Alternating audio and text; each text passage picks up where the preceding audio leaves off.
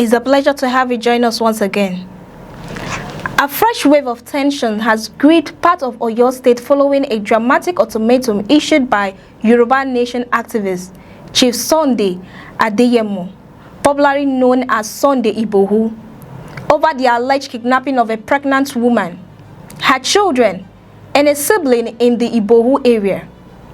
The incident, which generated widespread concern among residents and sparked heated conversations across social media platforms, has once again brought the issue of insecurity and kidnapping to the forefront of public discourse.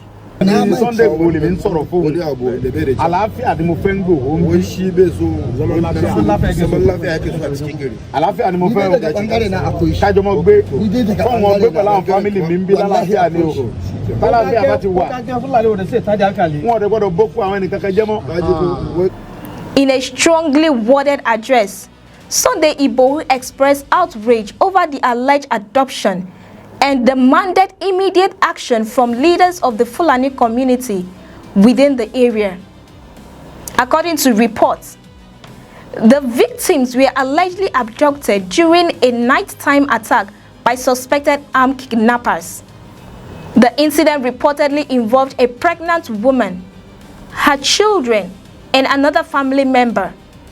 Following the abduction, the kidnappers allegedly contacted relatives of the victims and initially demanded a ransom of 300 million naira before reportedly reducing the amount to 150 million naira.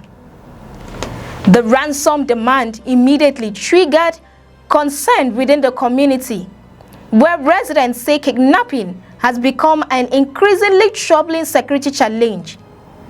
However, rather than directing his message solely at the alleged kidnappers, Sunday Igboho publicly challenged Fulani leaders within the community, insisting that they take responsibility for securing the victims' freedom. In a passionate and emotional address, the activist stated that the victim's family should not be expected to pay any ransom. Instead, he argued that Fulani leaders in the area should collectively ensure the release of the captives and, if necessary, bear responsibility for any ransom payment demanded by the kidnappers. His remarks have generated significant reactions because of both their tone and their implications. Sunday Igboho has long been one of the most prominent voices raising concerns about security issues affecting communities in parts of southwestern Nigeria. Over the years, he has frequently accused criminal elements of targeting local residents through kidnapping, violent attacks, and other crimes. Speaking in Yoruba, the activist expressed deep frustration over what he described as criminal activities occurring in his ancestral community. He questioned how such incidents could continue despite repeated warnings and public attention focused on insecurity in the region.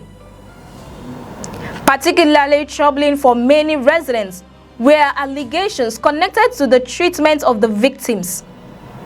According to Sunday Igboho, there were claims that an individual who attempted to facilitate ransom negotiations had been killed. Such allegations, if verified by authorities, would further intensify concerns about the activities of criminal groups operating in affected communities. The activists also raised questions regarding the pattern of kidnappings within the area. He argued that many of the victims in reported cases have been members of local Yoruba communities and suggested that authorities and community leaders must work together to address the growing security challenge before it escalates further. One of the most dramatic moments of his address came when he issued a direct deadline. According to him, the kidnapped woman, her children, and the siblings should be released within 2 hours. failure to secure their freedom, he warned, could lead to a direct confrontation with those he believes are responsible for harboring or protecting the perpetrators. The ultimatum has understandably heightened anxiety within the community. Residents are closely monitoring developments, while many hope that the situation can be resolved peacefully and that the victims can reunite safely with their families.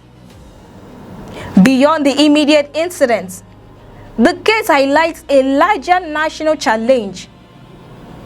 Across several regions of Nigeria, kidnappings for ransom continues to be one of the country's most pressing security concerns. Families, travelers, farmers, business owners, students, and community leaders have all been affected by the growing threats posed by criminal gangs seeking financial gain through abductions. Security analysts have repeatedly warned that kidnapping not only creates fear among citizens, but also damages economic activities and undermines confidence in public safety. Communities affected by repeated incidents often experience disruptions to farming, commerce, education, and social life as residents adjust their daily activities out of fear. The latest incident has also reignited debates about the role of community leaders, traditional institutions, security agencies, and the local vigilante groups in combating insecurity.